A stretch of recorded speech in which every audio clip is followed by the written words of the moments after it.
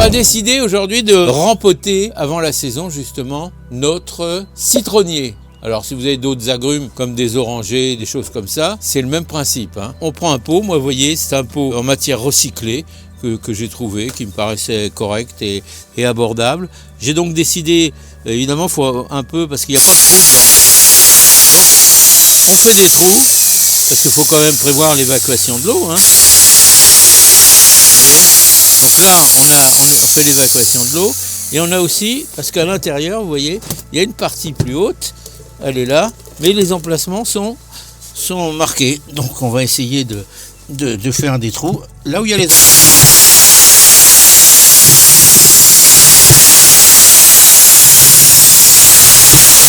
Et voilà, le tour est joué, vous voyez. Donc on a fait nos trous pour l'évacuation de l'eau. Alors, si on a des billes d'argile, on va en mettre au fond pour améliorer le drainage. Et si on n'en a pas, ce qui est mon cas d'ailleurs, eh bien je vais prendre des gravillons et je vais les mettre au fond. À défaut de billes d'argile, eh ben on va mettre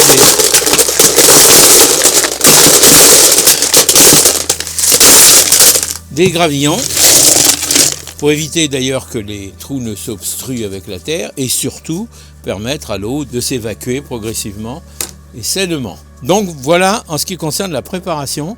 Il va nous rester qu'à mettre en place directement le terreau. Alors moi j'ai pris un terreau, vous voyez, je veux que vous sachiez, j'ai pris un terreau parce que c'est un peu particulier les agrumes, donc j'ai pris un terreau qui est spécial pour ça, agrumes. Alors peu importe la marque, je suis pas là pour vous parler de la marque, je suis là pour vous dire un terreau agrumes, c'est ce qu'il faut. Et si vous en avez pas assez, vous pourrez compléter avec du compost éventuellement. Bon, on va déjà essayer de mettre celui-là. Pour qu'il rentre dans ce pot, il va bien falloir qu'on réduise un petit peu la motte. Alors c'est peut-être pas l'idéal, d'un autre côté les racines ça les régénère un peu, il faudra bien veiller à l'arrosage après, d'ailleurs là vous voyez, c'est quand même sec. On y va pour le terreau, voilà on va mettre à peu près ça, en terreau agrumes, on va bien mettre par-dessus les graviers, là aussi on a un terreau qui devrait être suffisamment drainant, et après, ça va être l'opération, non pas la plus facile, mais l'opération indispensable que le citronnier retrouve sa nouvelle demeure. Voilà, maintenant qu'il est rentré dans son logement, il n'y a plus qu'à remettre la terre par-dessus, évidemment.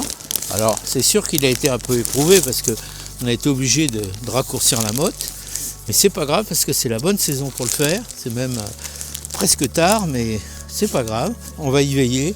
Surtout qu'il ne manque pas d'eau, ça c'est important, surtout au début. Après on verra, mais au début c'est bon. Dans ce terreau on a tout ce qu'il faut, puisque je vous l'ai dit c'est un terreau spécifique pour les agrumes. Donc il n'y a pas à rajouter quoi que ce soit, pas d'engrais, rien, juste veiller à ce qu'il y ait suffisamment d'eau, quoi. Voilà, pour que toutes les racines se reconstituent et qu'on puisse enfin faire des tartes au citron dès la saison revenue. Voilà. On va laisser une cuvette là quand même pour pouvoir l'arroser régulièrement. Il est possible que ça se tasse un petit peu, c'est probable même. Alors pensez à garder un peu de terreau pour compléter au fur et à mesure si vous voyez qu'il y a des tassements. Mais normalement, il a ce qu'il faut. Maintenant, on va le descendre dans notre petite serre qui finisse l'hiver hors gel quand même et qui puisse faire les beaux jours du printemps et de l'été bien sûr. De l'eau de pluie, il n'y a rien de tel. Il n'y a rien de tel, et comme de la pluie on en a eu pas mal et qu'on va certainement encore en avoir, eh ben on la récupère. Et bien alors là j'ai déjà mis un peu la motte, je l'ai bien arrosée, et maintenant je vais arroser la finition. Je vais en remettre 20 litres, vous voyez, comme ça on aura pas permettre à la terre de bien se tasser, aux racines d'essayer de reprendre leur place, et puis de se refaire un nouveau chevelu rapidement.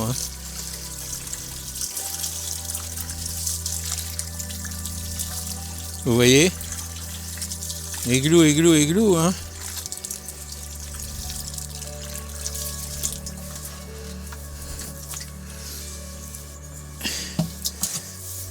Là, ça finit vraiment de tasser correctement. Donc, je le mets là, et puis on va surveiller ça dans les jours qui viennent pour faire en sorte que notre citronnier retrouve sa jeunesse. Voilà, mais alors bien sûr c'est difficile parce que on a peut-être attendu un peu longtemps avant de vouloir le faire. On aurait peut-être pu le faire plus tôt, on ne l'a pas fait, mais si on ne le fait pas du tout, il va finir par dépérir là où il est.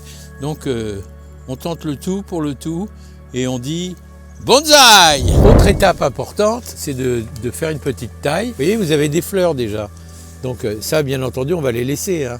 Ce qu'on va faire, c'est qu'on va couper celles qui sont un peu trop hautes pour pas qu'elles touchent le toit de la serre, c'est pas nécessaire. Et puis on va raccourcir un petit peu celles qui ne sont pas vraiment utiles. Ici on a ça. Ça renforcera d'autant la végétation. Hein. Donc pour la période de taille, eh ben, écoutez, on est en plein dedans. Hein, c'est le moment. Ça se fait en fin d'hiver, en début de printemps, donc on est complètement dedans. Toutes les branches, s'il y en a qui vont vers l'intérieur, eh ben, il faudra les couper. Hein. Là, il n'y en a pas beaucoup parce que j'avais un petit peu taillé avant l'hiver. Vous voyez, là, vous avez des fleurs qui sont en train de fleurir, donc on va leur donner le maximum de chance. Hein. Alors, on va réduire un peu l'évaporation avec ça, parce que comme on a diminué un peu les racines, évidemment, il faut penser à rééquilibrer un peu tout ça. Hein. Là, vous voyez, vous avez des fleurs ici, bon, et des branches qui ne sont pas forcément utiles sur le côté. Donc, on va essayer de rééquilibrer ça, c'est ce que je disais. Ça et ça, voilà.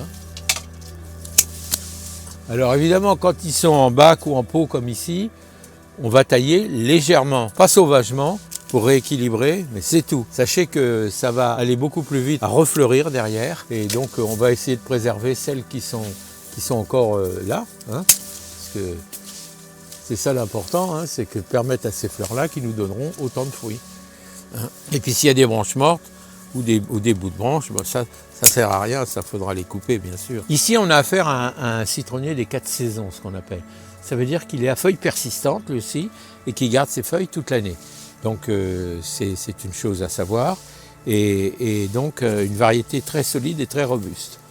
Donc voilà ce qu'il faut pas oublier de faire. Alors là on le protège, mais dès que les gelées seront plus à craindre, à partir de la mi-mai, on va le ressortir, on le mettra sur la terrasse, on a une terrasse, plein sud, alors surtout plein sud, mais alors, j'insiste, il faut arroser. Ne pensez pas que, parce que c'est une plante qui vient des contrées les plus chaudes, il ne faut pas l'arroser. Il faut l'arroser, surtout en pot, l'arroser régulièrement. Et on s'aperçoit que c'est comme ça qu'on aura les meilleurs fruits et la meilleure récolte.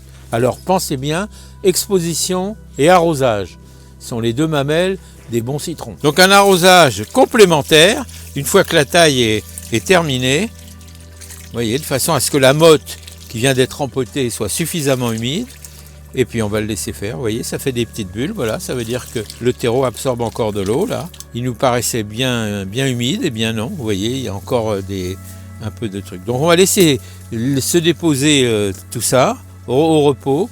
On s'aperçoit qu'à l'intérieur de cette petite serre, il y fait bon.